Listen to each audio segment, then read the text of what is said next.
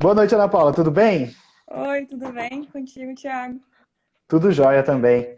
Ana Paula, inicialmente eu gostaria de te agradecer, então muito obrigada pela sua participação. E antes de mais nada, antes da gente começar de fato, eu gostaria de pedir para você se apresentar para o pessoal, para quem ainda não te conhece. Então tá, Thiago. Eu acho que eu também agradeço a oportunidade de compartilhar um trabalho que a gente está fazendo aqui na Iowa State. Esse é uma alegria ter conseguido compartilhar com todo mundo esse trabalho. Faz parte de uma tese de doutorado meu daqui. E então, eu sou Ana Paula, eu sou médica veterinária formada pela Federal do Rio Grande do Sul. E durante o período da graduação, eu sempre me envolvi com iniciação científica, sempre tive esse lado acadêmico muito forte na minha vida. Então, eu comecei ali já no segundo semestre, eu iniciei os meus estudos no setor de suínos da URGS, com o professor Davi Barcelos, o Ivo e o Fernando, acho que todo mundo que conhece eles. E daí, no segundo ano de faculdade, eu entrei na epidemiologia veterinária com o Luiz Gustavo Corbellini. E daí, quando eu entrei na epidemia, foi onde eu me achei, assim, onde eu me reconheço como profissional, que foi quando eu juntei sanidade, tanto dos suínos ou como outra espécie, sanidade, medicina populacional e estatística, né? Um bom epidemiologista tem que saber um pouco de estatística, e é a estatística que me empolga, assim. E então, eu fiquei até o final da faculdade, até o final, e disso ali já engrenei o mestrado em epidemia. Durante o mestrado, eu trabalhei com biosseguridade associada com influenza em UPLs. No meio do mestrado, ali para o final, eu tive uma oportunidade. Eu ganhei uma bolsa de estudos para ir para a Universidade de Saskatchewan, no Canadá. Então, lá eu trabalhei com o professor John Harding e o Matheus da Costa. E a gente tinha três pesquisas, uma com salmonella, outra com Braxpira e uma outra com Pierce. Daí eu voltei do Canadá, depois de um inverno, do primeiro inverno, assim, com neve. Daí voltei do Canadá, terminei o mestrado e daí passei aquele tempo estudando para TOEFL e as provas de inglês que são horríveis de fazer e vim aqui para Iowa State. Daí iniciei o doutorado em julho de 2019. Tô aqui, não, como é que eu vou dizer? Tô com um avião já apontado para descida, assim, para me formar. Se Deus quiser, tô formado ano que vem. Daí a gente não sabe o que acontece, né? Depois disso. Ah, que legal. É, Isso é aí, sobre a, e a gente. É, só deixa eu ter que falar que eu acabei de acabando falando o que eu estou fazendo aqui na Iowa State. Então, na Iowa State, o meu doutorado é com micoplasma. Mais específico, assim, eu trabalho com diagnóstico aplicado à população, não diagnóstico não sobre as técnicas, mas assim como se aplica na população de suínos, né? Tipo de amostra, em que momento a gente coleta esse tipo de amostra. E eu também trabalho com outras doenças, outras bactérias endêmicas que causam doença sistêmica, que é o Streptococcus suis e a Glaciella perassus. E aqui tenho muito orgulho eu sou orientada pela professora e pesquisadora aqui na Iowa State, a Maria Clavio, que ela também trabalha na PIC. Então, ela tem essa coisa de academia e vida acadêmica, indústria, que é maravilhoso. E também sou co-orientada pelo Jeffrey Zimmerman. Acho que as pessoas conhecem ele porque ele é um dos nomes do Disease of Swine. Então, estou muito feliz de estar aqui.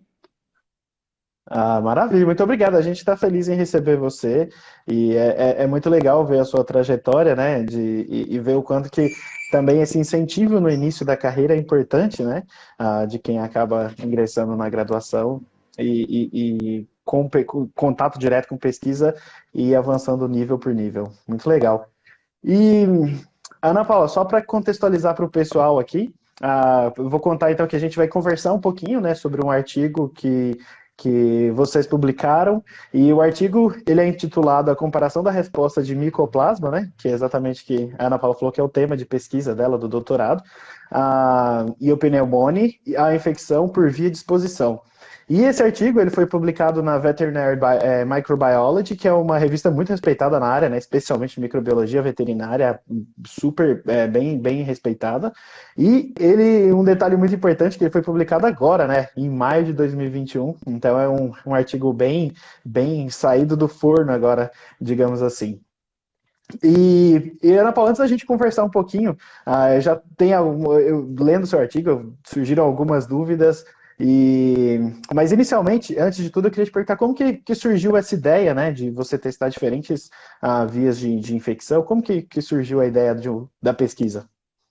Então, assim, para falar da ideia, acho que aqui a gente tem que destacar o papel da Maria Clavirro, porque, como eu falei, ela tem esse... que é muito interessante, que eu acho que eu até vejo um futuro meu como esse, assim, que ela tem essa grande atuação dela é na indústria, então ela está envolvida com veterinários do campo, com diversos tipos de granja, né, granjas de genética de alta qualidade, né, e ela tem esse papel aqui na universidade.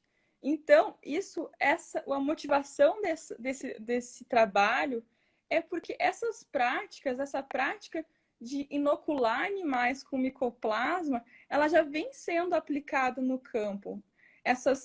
A gente analisou 3 rotas de exposição, né? A gente utilizou 3 equipamentos diferentes, e eles já vêm sendo usados no campo. Então, para a gente, é aquela coisa do critério científico, né? A gente consegue ver as coisas acontecendo no nosso mundo, mas para a gente dizer que isso funciona e funciona de tal maneira, a gente tem que trazer para um ambiente controlado, em que a gente vai controlar todos os fatores e a gente vai analisar só aquela variável, como ela varia entre outros fatores que estão fixos e controlados. Então, essa foi a motivação. É algo que já vem sendo aplicado no campo e faltava validação científica. Então, a gente queria analisar essas rotas em alguns aspectos que nos ajudam a medir a eficiência dessas rotas no campo, que são a coleta de amostras. Então, a gente avaliou essas rotas em termos de detecção de DNA,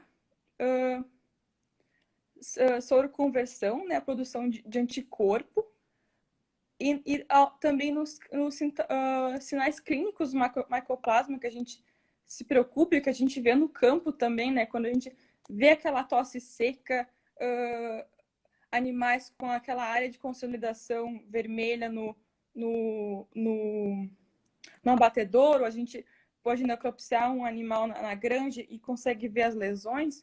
Então, a gente queria saber como essas rotas elas vão atuar nessas lesões. Se tem alguma rota que produziu ou não produziu menos lesões. Então, essa foi a motivação. E talvez, acho que para contextualizar um pouquinho mais, assim, a grande pergunta, talvez esse artigo também, é por que a gente está inoculando animal, né? Se a gente é veterinário, a gente não devia estar preocupado com a infecção do animal com a bactéria, mas a gente está colocando a bactéria nesses animais, né? E acho que esse é um ponto muito importante que demanda um pouco de pensamento sobre como é a epidemiologia dessa bactéria, sabe? Então, o micoplasma é uma bactéria que fica muito tempo no rebanho, né? Ela tem um longo período de incubação, ela fica muito tempo no suíno se replicando. A taxa de transmissão dela é muito baixa, então a gente não consegue ver aquele surto assim grande, como a gente vê em influenza, né? Que de repente estão todos os animais infectados e a gente tem uma janela menor de ação, né? Então, o micoplasma é aquela coisa longa, a gente não sabe muito bem o que está acontecendo. E outra coisa, micoplasma, a gente está em Covid, a gente fala em vacina, e as vacinas de micoplasma, elas não são tão eficientes na questão da transmissão. Elas são boas para diminuir sinal clínico, elas diminuem lesão, elas diminuem a perda de peso, mas para transmissão, que é o que a gente está interessado aqui, elas não são eficientes. Então, a gente não, tem que ver alternativas, né? E uma alternativa foi essa, tentar montar um protocolo de inoculação que a gente possa usar a favor da saúde das próximas gerações, né? Então, a gente quer inocular a leitoa, dar um tempo para ela soro converter e parar de excretar a bactéria, porque daí essa leitoa, quando ela chegar no parto, ela não vai estar transmitindo a bactéria para o leitão, e o leitão não vai ficar doente, o leitão vai ser produzido na sua melhor performance, né? Ele não vai sofrer por causa de micoplasma. Então, esse é o motivo da gente estar aqui pensando em inocular animais, porque a gente não tem outra alternativa que o pessoal do campo encontrou.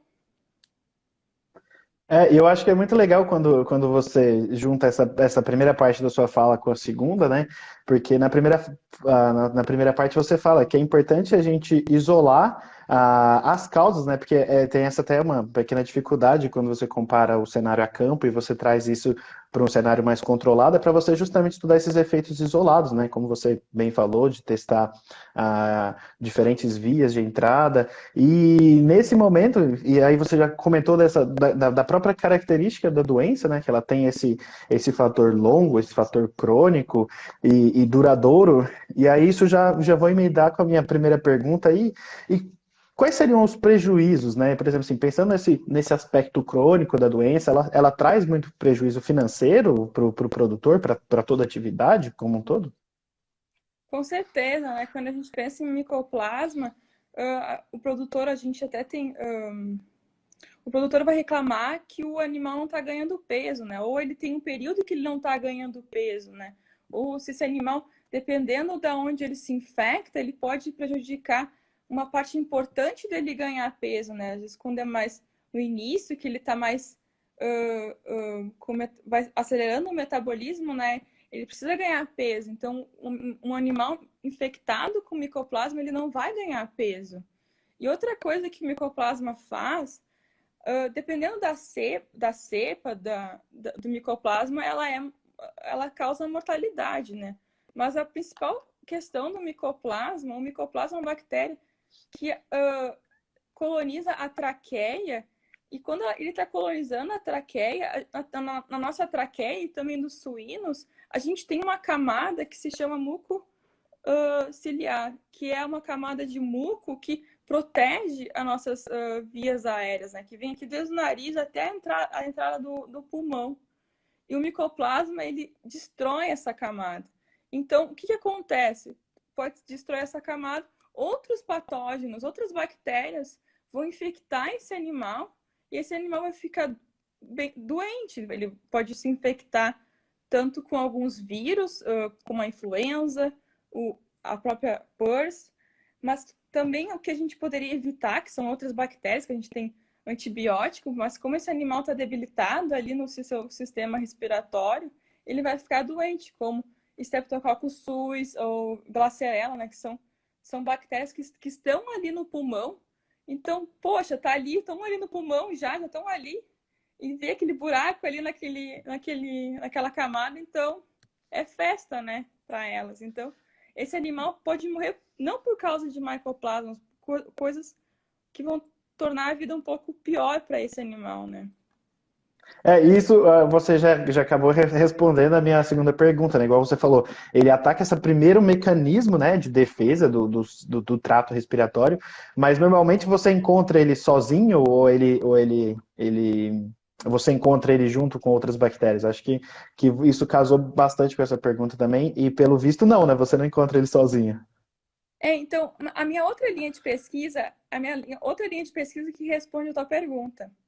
Então, eu trabalho com. A gente tem aqui na Iowa State o Laboratório de Diagnóstico Veterinário, que é o maior laboratório de diagnóstico de veterinário dos Estados Unidos.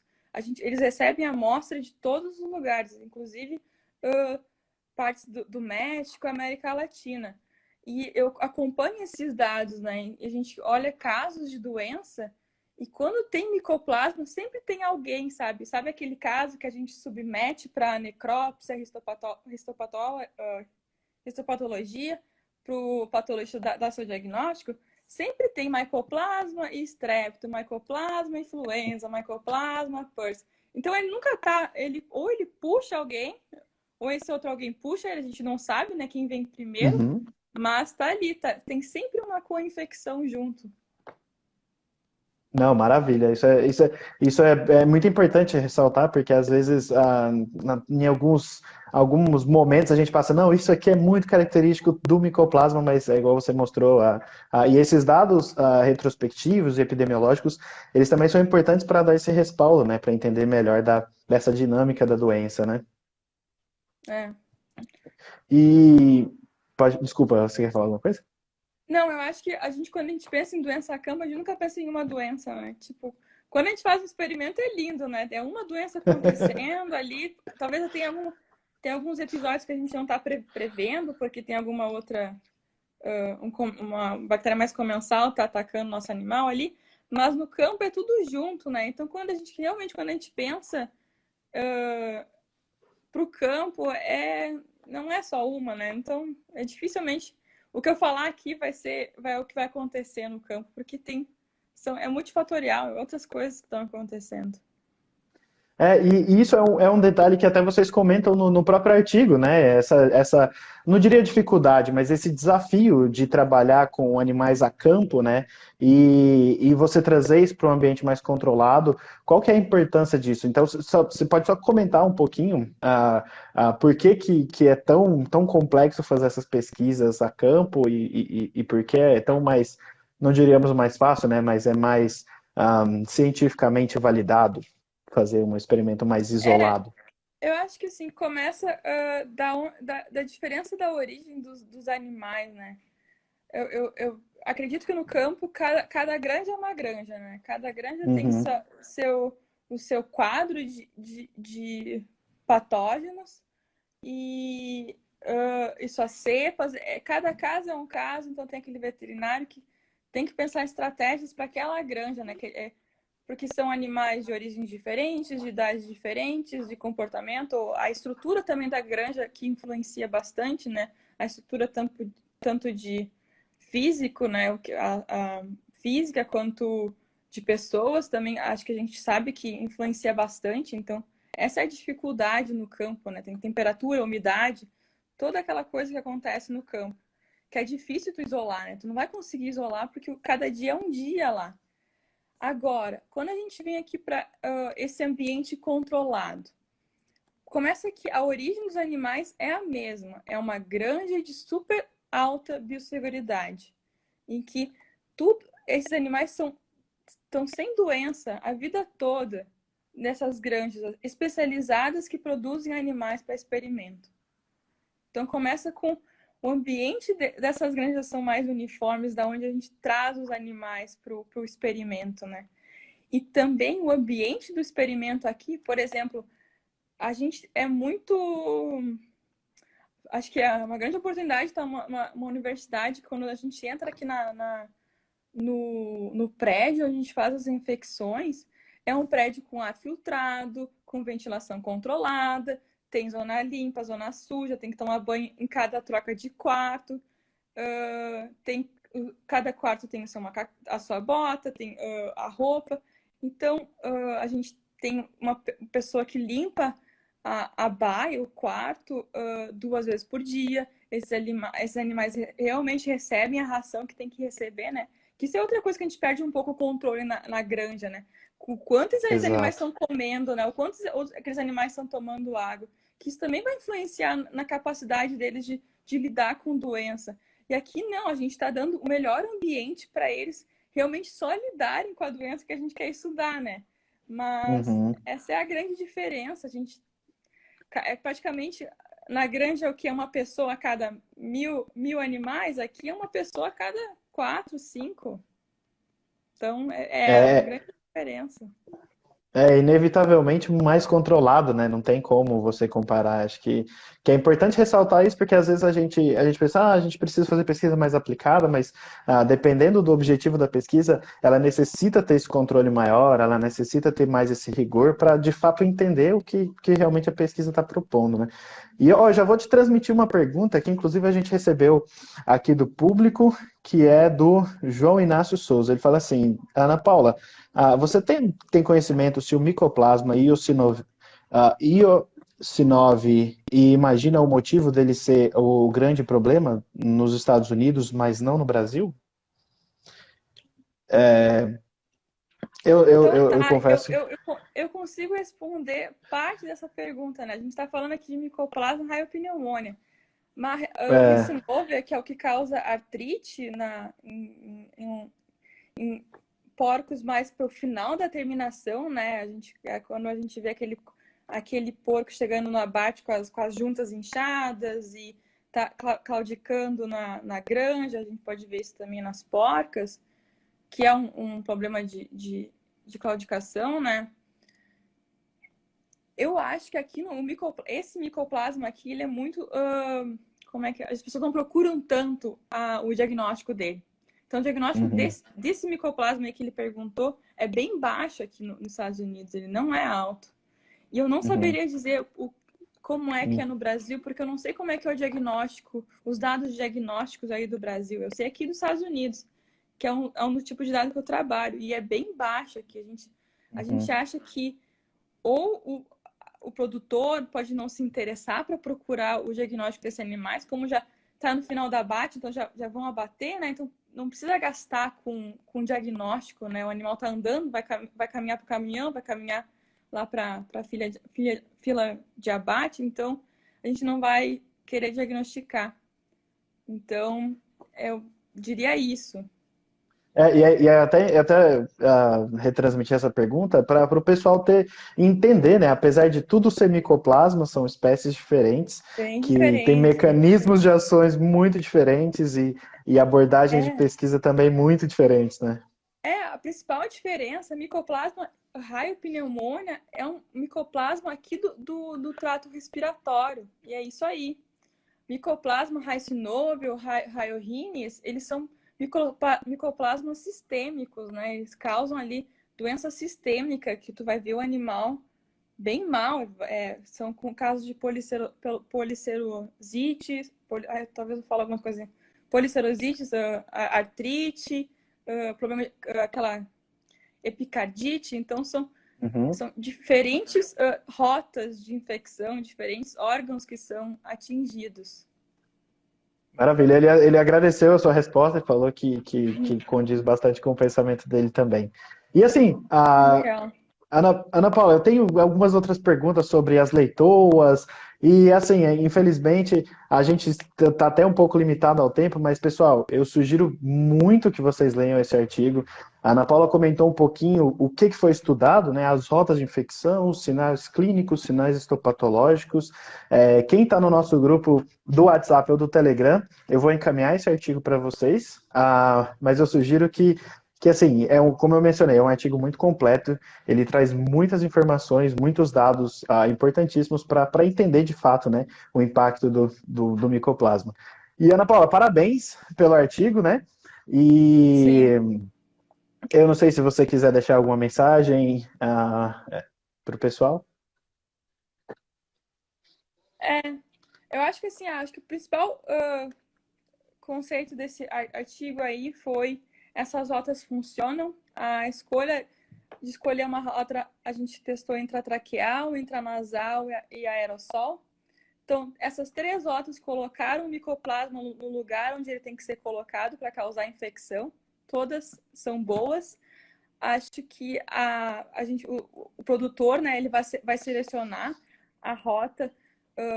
Isso aí acho que é uma conversa do time, né? O produtor Uhum, com o gerente e o veterinário se reunir, sentar e pensar no que se tem na granja e o que precisa, né? Com o objetivo de expor os animais. E então a seleção dessa rota vai depender realmente dessa reunião aí de time. Não tem uma rota melhor ou pior. Todas são boas e todas funcionam.